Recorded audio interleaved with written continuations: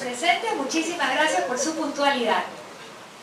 Hoy, el último día del ciclo de conferencias, que estaba de lo más interesante, abordando temas referentes a las consecuencias de la independencia de Guayaquil. Como siempre, la Industria de Municipalidad de Guayaquil, la Dirección de Cultura y Biblioteca Municipal lo organiza año a año.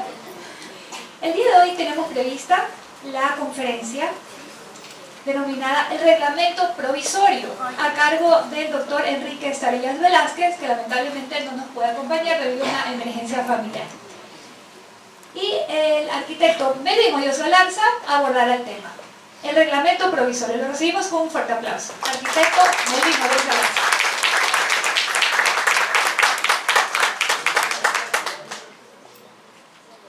Muchas gracias por estar presentes.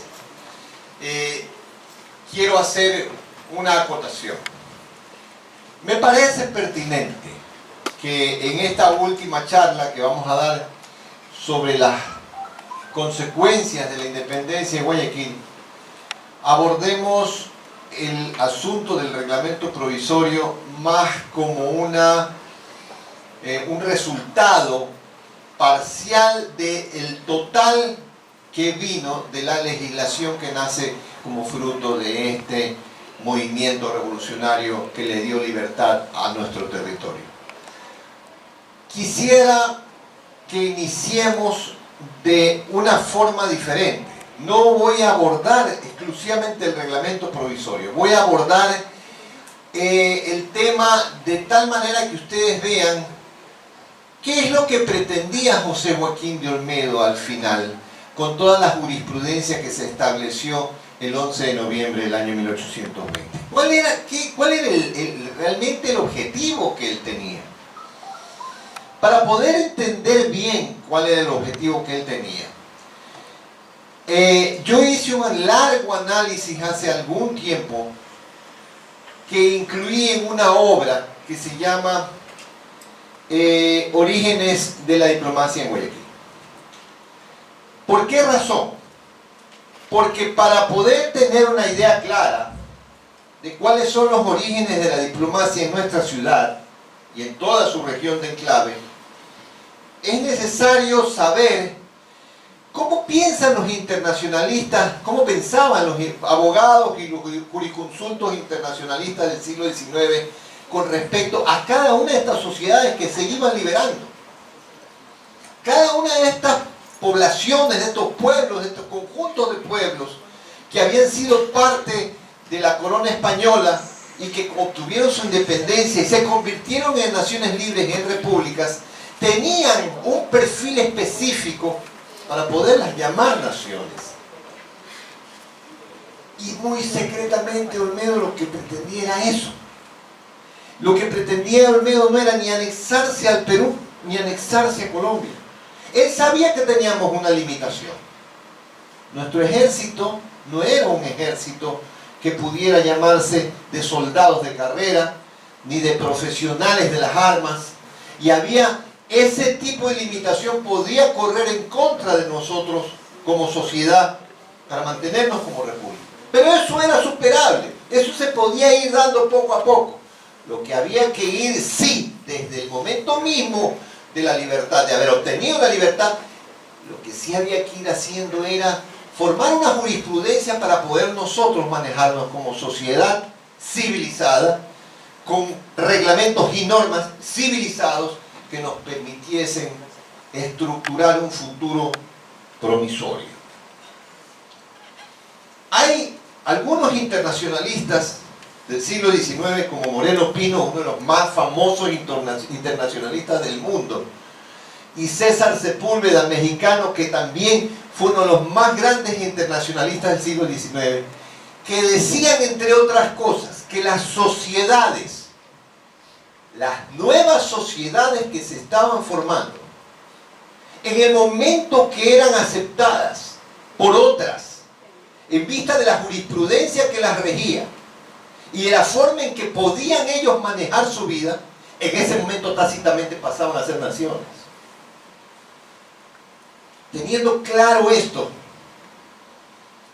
y teniendo clarísima también esa estructura jurídica, José Joaquín de Olmedo estableció una constitución, o el germen de una constitución, que se centraba en 6 cosas. La primera cosa era la forma en que tenía que manejarse esta nueva sociedad, la soberanía que esta nueva sociedad debía tener. Esa soberanía no debía dejarse influir ni por los estados vecinos, ni por las situaciones que se presentasen internamente luego de que se tuviera establecido este punto como un punto clave del desarrollo de la sociedad. Ser soberano. Primera cosa. Segunda cosa, tenía que establecerse una jurisprudencia, una legislación que permitiese a los cabildos, a los ayuntamientos que existieran en este partido. Vamos a hablar de partido, cuando hablemos de partido, cuando me escuchen decir partido, estoy hablando de todo el territorio que se independizó, es decir, prácticamente todas las costas, menos un trocito de Manabí y todo de Esmeraldas.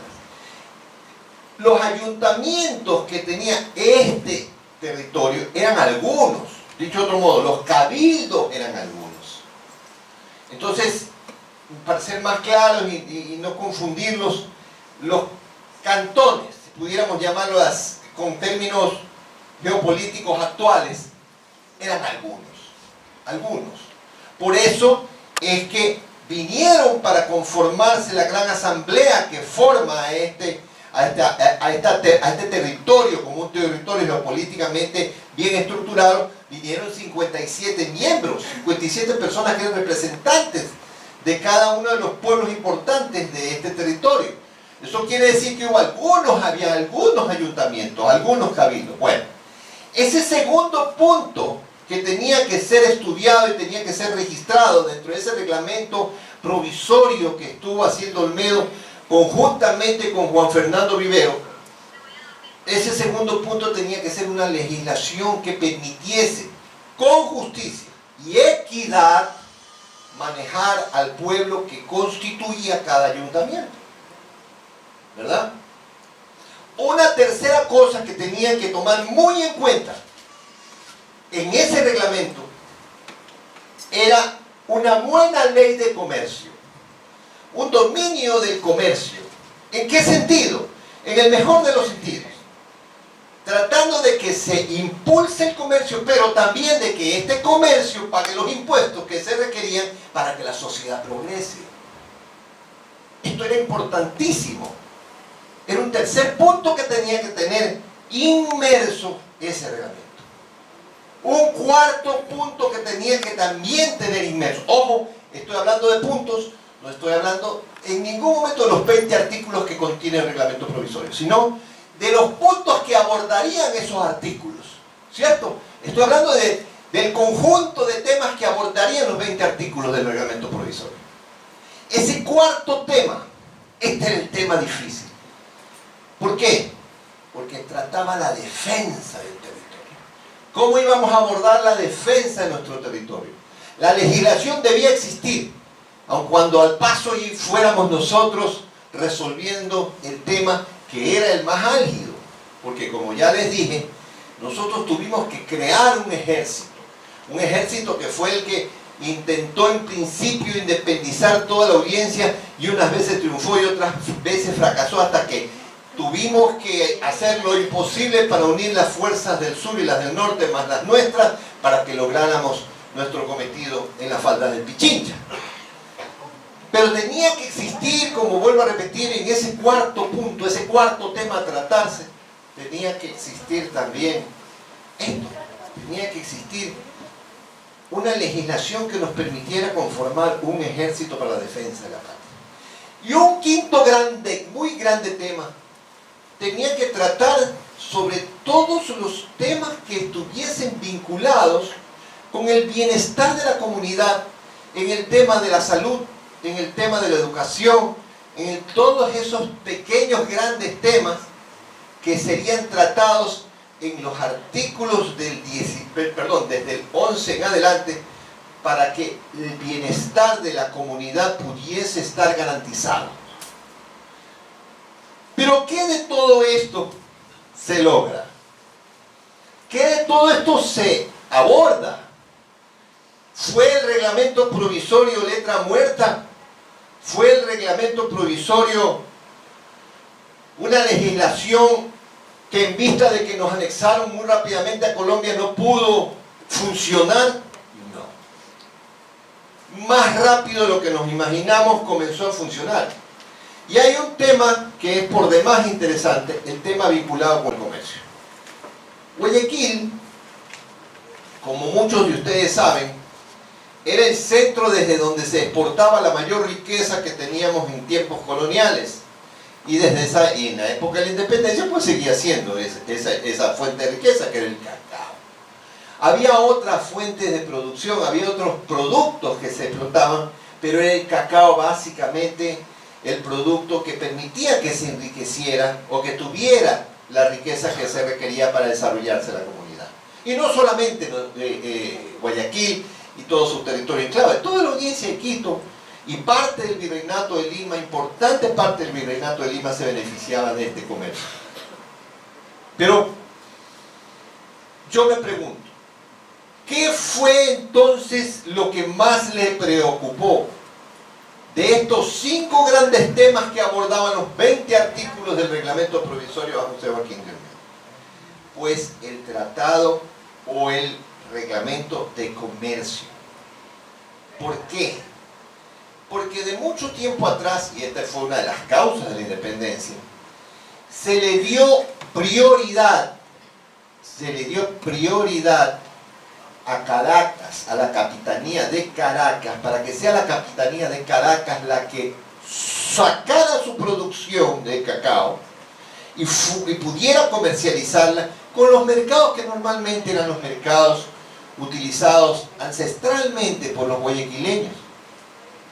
Eso fue fue una de las causas más importantes del proceso emancipador, porque era terriblemente injusto.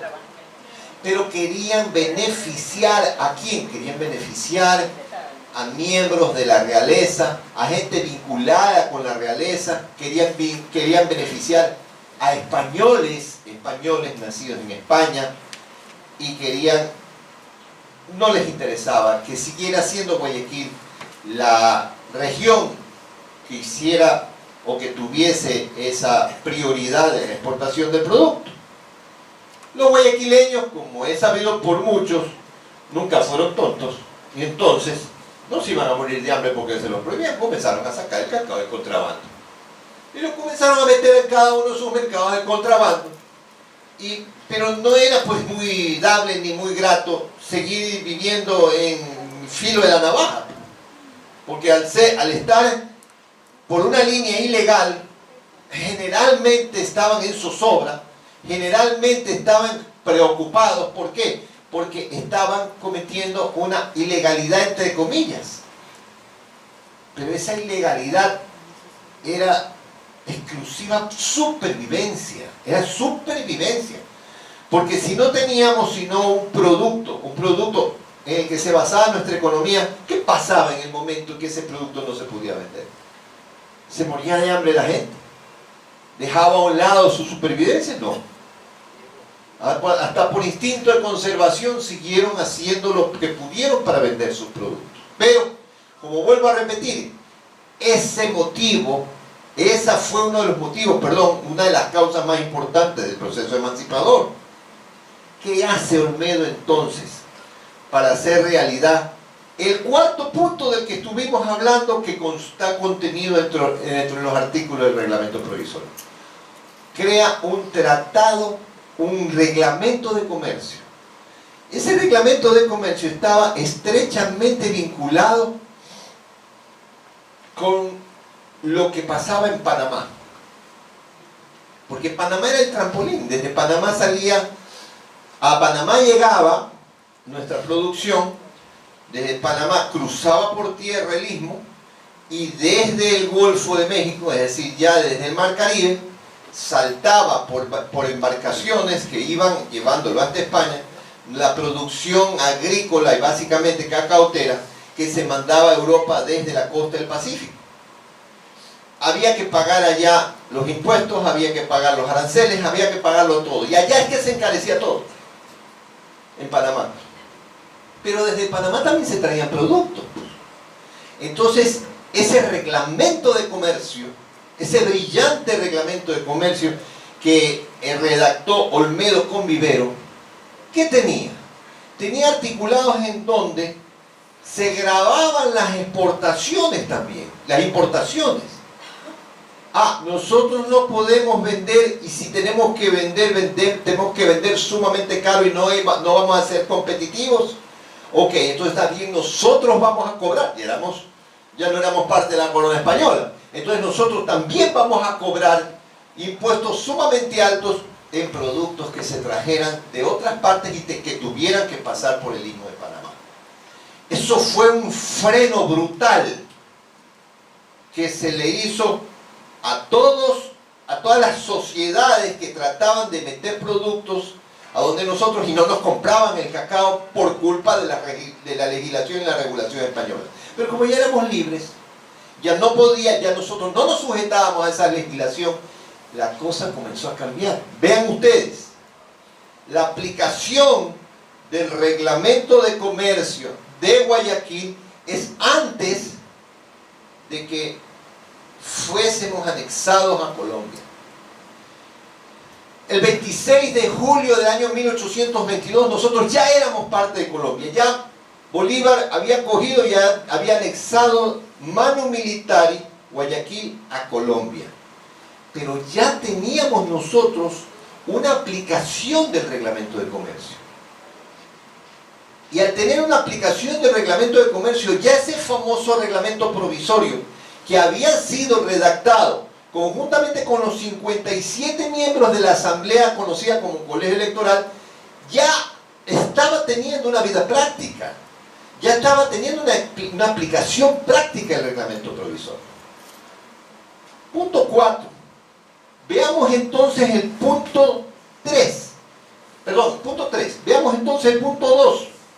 El punto 2 en el que se abre en el reglamento provisorio con varios artículos que hablan sobre la legislación que tenía y las disposiciones que tenían que obedecer algunos de los ayuntamientos, los ayuntamientos que conformaban el partido de Guayaquil. Esas disposiciones, esa legislación también ya se había creado. ¿Por qué? Porque el germen de esa legislación está contenida en los 7 primeros artículos del reglamento provisorio. Cuando el reglamento provisorio es aprobado y firmado el 11 de noviembre de 1820, cada uno de los miembros de esa asamblea conocida como el colegio electoral, de esos 57 representantes del territorio de Guayaquil, cada uno se llevó una copia. Y la base de la legislación que tendrían que implementar en cada uno de sus ayuntamientos es lo que dice el mismo reglamento provisorio. Claro está que de acuerdo a las necesidades de cada una de esas secciones se establecerían particularidades en el reglamento. Hace no más de 10 días estuvo aquí un historiador machaleño que está haciendo su doctorado en España con respecto a Machala y a la historia de Machala. Básicamente la historia colonial de Machala. Tremendo berenjenal en que está metido. ¿Por qué? Porque Machala, en la época de la independencia y previo a eso, era una población muy pequeña, muy poca importancia.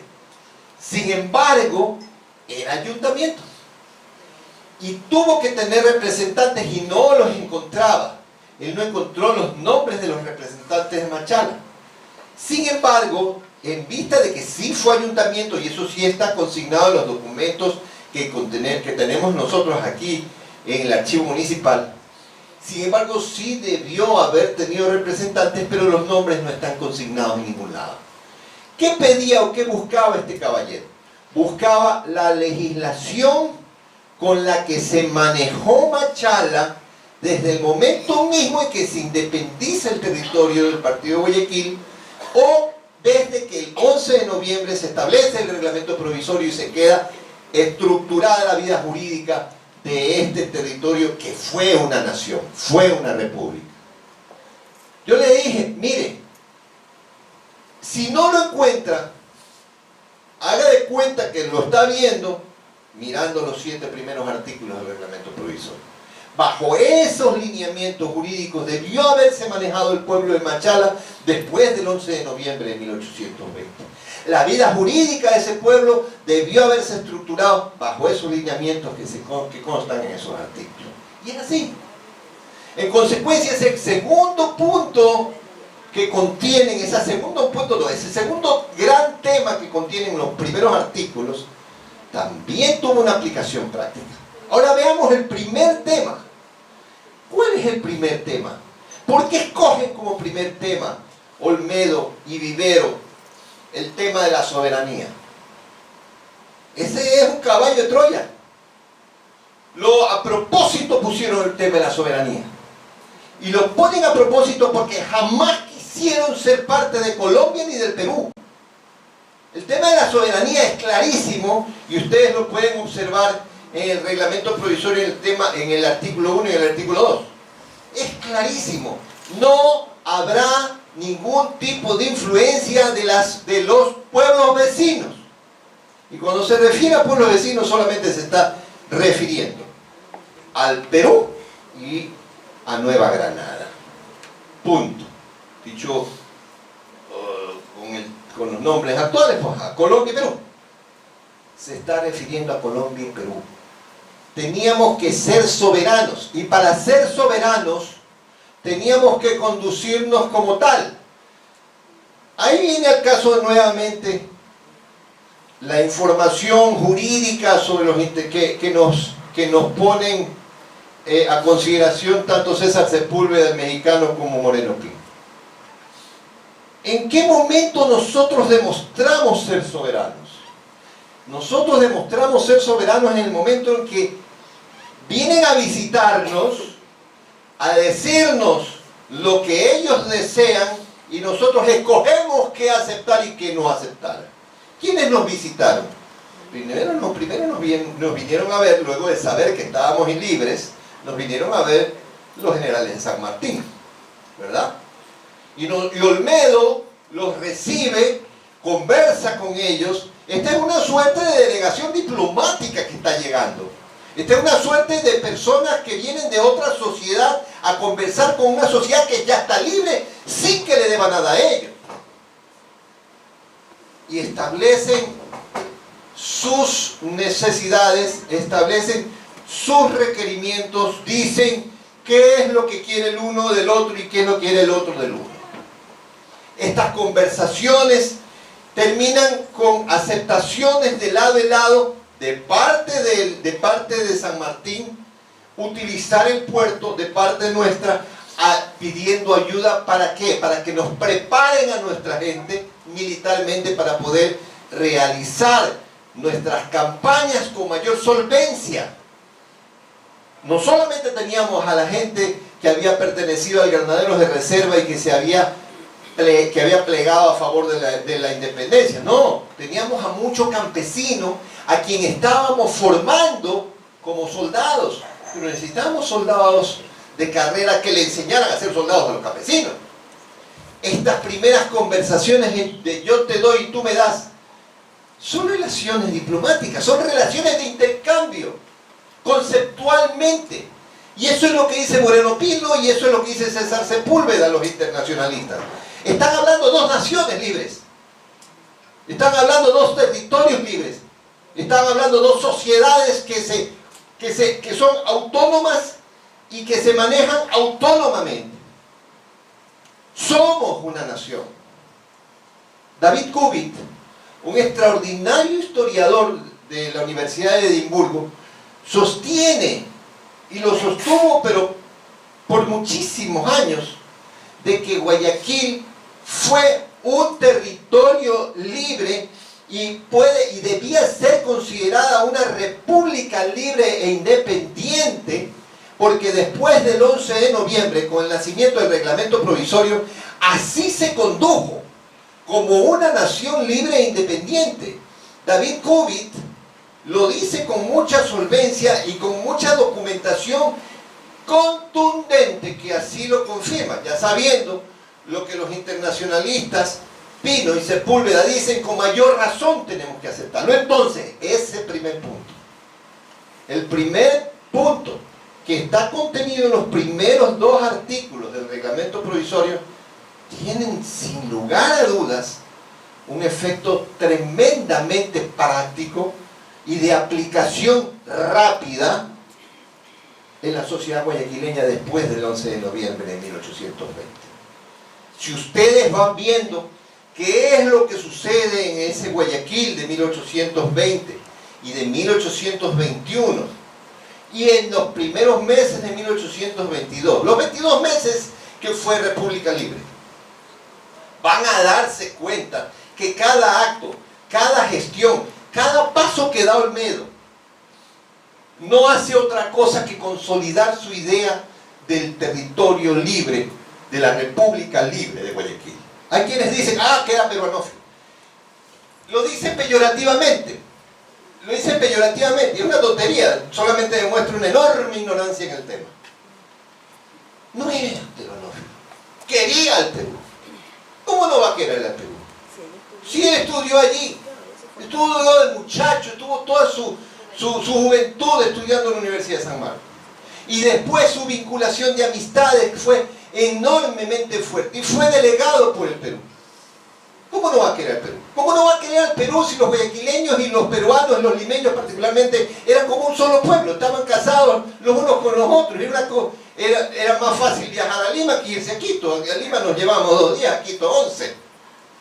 En consecuencia, no es pues un pecado. Nos han inyectado el pecado a través de los años. Nos han convencido que eso es un pecado. Mentira, falso. Falso. La vinculación era estrechísima, histórica desde tiempos coloniales. Pero no era peruanófilo. Era un hombre que amaba la idea de ver su territorio libre como una república libre que no dependiera de nadie. Porque no necesitábamos a nadie. Porque teníamos toda la riqueza necesaria, no solamente material, sino intelectual, como para poder ir creciendo como nación. Hay territorios en otras partes del mundo que han vivido lo mismo. Yo alguna vez leía que si California decidiera independizarse de los Estados Unidos, estaría entre los 12 países más poderosos del mundo. California solita. Pero no quiso. Su sociedad se estructuró como parte de los Estados Unidos después de abrirse, de que la vieran de México. Y ese es el caso de Guayaquil. Y el reglamento provisorio no es otra cosa que la primera estructura jurídica que arma José Joaquín de Olmedo y Juan Fernando Vivero. Y ojo, por primera vez habrá muchos que están oyendo a Juan Fernando Vivero, pero lo he descubierto con una documentación que encontré hace unos 2 años, de que también él estuvo vinculado con la redacción del reglamento provisorio, un gran jurista. Lo que pasa es que a veces nosotros, los ecuatorianos, y eso ya es un cáncer que tenemos que sacarnos de la cabeza, como solamente tomamos en cuenta a los que nacieron en nuestra ciudad. No. Juan Fernando Vivero nació en Pubilí, sí, pero era casado con una de las Garaycoa. Y así no hubiera sido casado con una de las Garaycoa. No había un jurista como él en Guayaquil, solamente le hacía calor Olmedo. Y descubrimos que él estuvo también vinculado con la redacción del reglamento provisorio. Entonces, ¿qué es lo que pasa acá? Estamos frente a un reglamento que es el germen de una constitución futura que de verdad funcionó, que de verdad sirvió, que de verdad fue útil y que tuvo una aplicación práctica casi desde el mes de diciembre del año 1820. Y es por ese motivo, señores y señoras, damas y caballeros, que es importante reconocer y conocer ese reglamento, porque además muchos no lo conocen, pero el primer vicepresidente que tuvo esta república, el primer presidente fue Flores, ¿verdad? Pocos saben que el primer vicepresidente fue Olmedo. ¿Y cuál fue la base para la constituyente de 1830 en Riobamba? El reglamento provisorio. Sí, señores. Nuestro reglamento provisorio le dio origen a la primera constitución de la República del Ecuador. Y creo yo que otra sería la historia si esa constitución, así como es la de los Estados Unidos, que no ha cambiado prácticamente nunca, si esa constitución se hubiera mantenido, y no que parecemos niños de kindergarten cambiando la constitución cada vez y cuando, de acuerdo a las necesidades políticas y a los intereses políticos de los grupos de poder que están dominando. Pero esa es la verdad. Imaginen ustedes el valor de ese reglamento, imaginen la importancia que tiene ese reglamento y vean lo interesante que sería leerlo, conocerlo, saber qué dice, para ver cuáles son los aportes que éste le ha dado a la sociedad, no solamente cuando nació, sino después, cuando se reestructuró y creció en la forma de la Constitución de 1830. Solamente como para que lo podamos leer y entender por qué subdividir los 20 artículos en 5 grandes temas. Vamos a chequear unas pocas páginas del libro que escribí sobre la historia, los orígenes de la diplomacia en Guayaquil. Vamos a ver, Freddy, esto. A ver, ahí pues está, como ustedes ya conocen mucho, este es el mapa de la provincia, departamento o partido de Guayaquil, que es lo que desaparece o se anexa a Colombia luego de que el 26 de julio mano militar y Bolívar realice este gesto. Todo esto es el departamento de Guayaquil. Este mapa es un mapa legítimo que se encuentra entre los mapas de Colombia, los mapas de Colombia que hay en el Archivo Nacional de Bogotá. Pero no es exactamente como fue nuestra República de Guayaquil.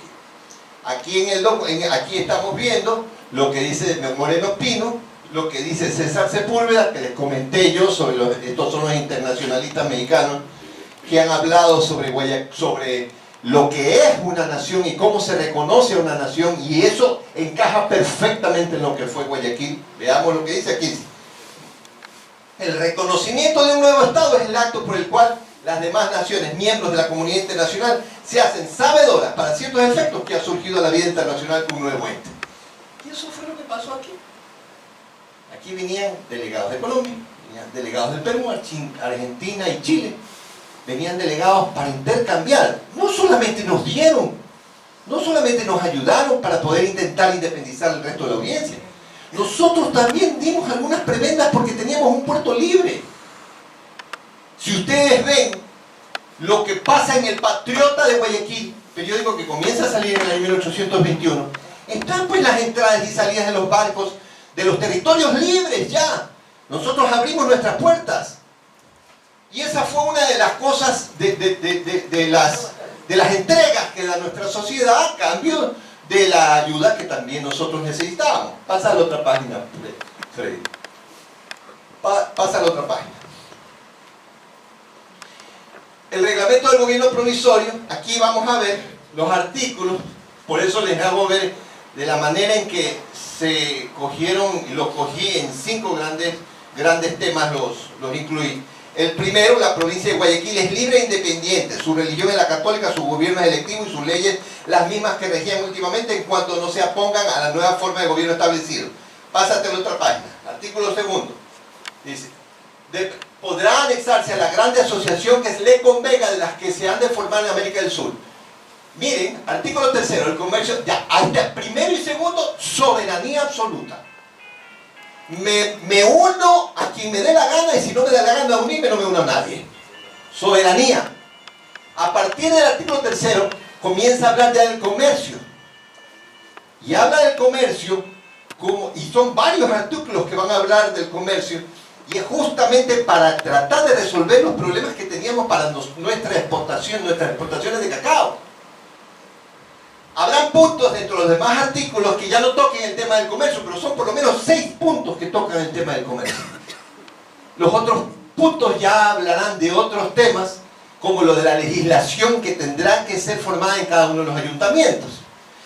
Ustedes van a ver, miren, artículo 5, además de las atribuciones comunes, también al gobierno también le competirán las siguientes: proveer todos los empleos civiles militares, imponer contribuciones, celebrar tratados de amistad y comercio, levantar tropas y dirigirlas. Todos estos puntos tienen que ver con esos otros temas que les hablé, de coger y formar un ejército que permitiera defender a la patria y dar también bienestar a las sociedades que conformaran cada uno de los ayuntamientos, creando una legislación que permitiera resolver los temas de salud, resolver los temas de educación y resolver los temas básicos del desarrollo de la sociedad. Cada punto de estos, cada punto de los 20 puntos, pásate a la otra página, Freddy. Cada punto de estos 20 puntos van dándole forma a una estructura base. Es una estructura base que va a ser el germen de esa constitución, de esa buena constitución que se forma en el año de 1830. Yo siempre sugiero a quienes escuchan este tema, esta conversación vinculada con el reglamento provisorio, germen o base de la primera constitución que tuvo el Ecuador, siempre sugiero que lo lean. No es mucho, son 4 carillas. Y luego de leerlo, que analicen el contenido de esos artículos. ¿Por qué? Porque es solo ahí que nosotros nos damos cuenta la forma tan desarrollada que ya tenía Olmedo de pensar para estructurar una sociedad desarrollada y una sociedad que creciera de una manera saludable, con bienestar para todos. Una verdadera democracia, una democracia verdaderamente participativa. Aquí, en esa estructura jurídica, no hay diferenciaciones ni exclusiones. No existe eso. Y es por ese motivo que es tan importante la primera constitución de 1830 de Riobamba, porque se basa en esta estructura. Léanlo.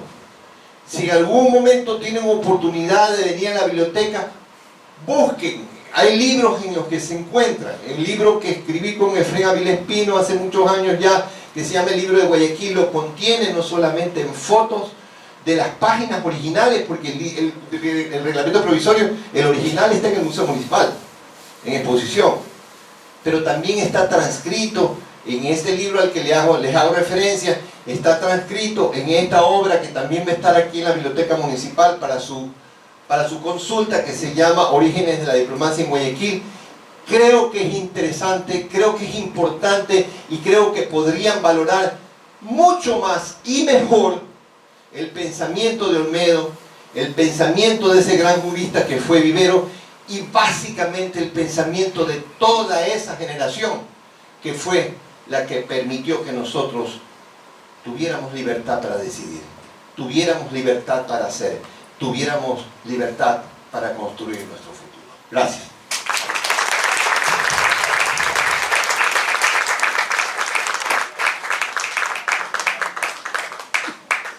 Muchísimas gracias al arquitecto Marlon Hoyos Alarzo por haber cerrado con broche de oro este ciclo de conferencias, Consecuencias de la Independencia de Guayaquil. Amigos, como siempre, la Biblioteca Municipal tiene las puertas abiertas, pueden seguir consultando y visitándonos, un sinnúmero de textos y también la comiteca para que vengan con los más pequeños de su hogar. Muchísimas gracias por su asistencia, sin ustedes este evento no puede ser posible. Gracias de todo corazón, muy buenas noches.